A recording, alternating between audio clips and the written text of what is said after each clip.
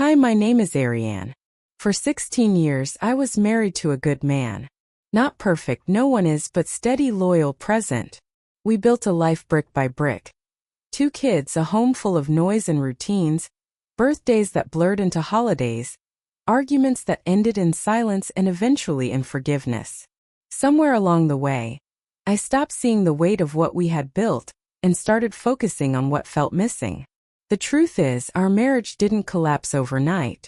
It eroded slowly, quietly, the way cliffs do when no one is watching. We stopped talking deeply. We talked logistics: who's driving, who's paying, who's late. I told myself this was normal, that long marriages just settle. I felt unseen, but I didn't say it out loud. He was tired. I was tired. We chose comfort over connection and called it maturity. At work, I felt something I hadn't felt in years, noticed. He listened when I spoke. He laughed at my jokes. He remembered small details. At first it felt harmless.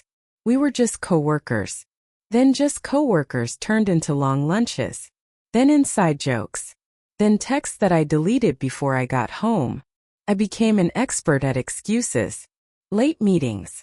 Extra projects. Helping a colleague through a rough time. I told myself I deserved this attention because my marriage was already broken. That's the lie I repeated until it sounded like truth. The affair didn't feel reckless at first. It felt controlled. I thought I was managing 2 separate worlds. I thought I was careful. I thought wrong. The night everything shattered is burned into me. I remember how ordinary it looked. Dinner dishes in the sink. One of my kids asking about a school project. My husband sitting on the couch, quiet in a way that felt heavy instead of tired. He didn't yell. He didn't cry. He held up his phone and showed me what I thought I had hidden. Private photos, messages I never imagined he would see. There was no speech I could give that would fix that moment. No explanation that wouldn't sound like betrayal, because that's what it was. I watched 16 years collapse into a silence so loud it made my chest hurt. That night, instead of staying and facing the wreckage I caused, I made the worst decision of my life. I triggered the separation myself. I packed a bag. I told myself space would help.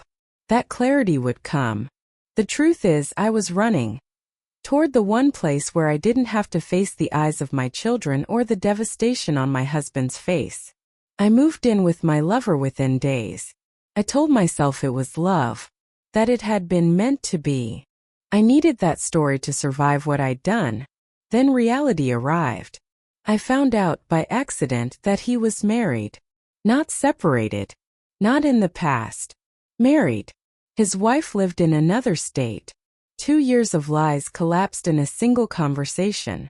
I remember sitting on the edge of the bed, feeling sick, realizing I had destroyed my family for someone who had been lying to me from the beginning. That was the moment the fantasy died. I went back to my husband, humbled, desperate, honest in a way I hadn't been before. I told him everything. I begged for counseling. I begged for time. But I was too late. He was already seeing someone else. He had already filed for divorce. He had already grieved the marriage while I was busy betraying it. You don't get to choose when someone stops loving you after you break them. As if that weren't enough, the fallout kept coming. The affair became known at work. We were both fired.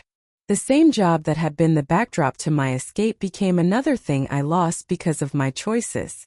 And then there were my children. Teenagers see more than we think. They saw the tension. They felt the shift. I watched their trust in me fracture in real time. The guilt of knowing I didn't just end a marriage, I destabilized their sense of safety, is something I will carry forever. Today I live with the consequences. A quieter house. Holidays split in half. A last name that feels heavier than it used to. A mirror that doesn't let me look away from who I was when I chose desire over responsibility, validation over honesty, escape over repair. I'm not telling this story to shame myself publicly. I'm telling it because I know how easy it is to justify small betrayals when you're lonely. I know how seductive it feels to believe you're the exception, that your situation is different, that no one will really get hurt. They will. If you're a woman standing at the edge of a choice, telling yourself stories to make it easier, please hear me. Talk before you stray. Demand counseling before secrecy. End things cleanly if you must, but don't destroy people who trust you because you're afraid to face hard conversations. I lost a 16-year marriage. I jeopardized my children's stability.